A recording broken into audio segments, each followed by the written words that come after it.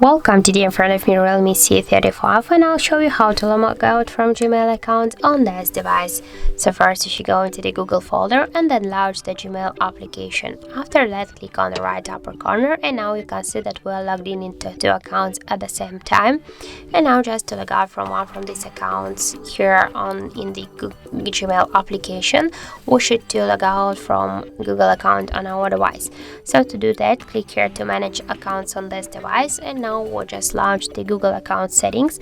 And to log out, for example, from the first one, click here, click to remove account, and confirm your action by click to remove account again.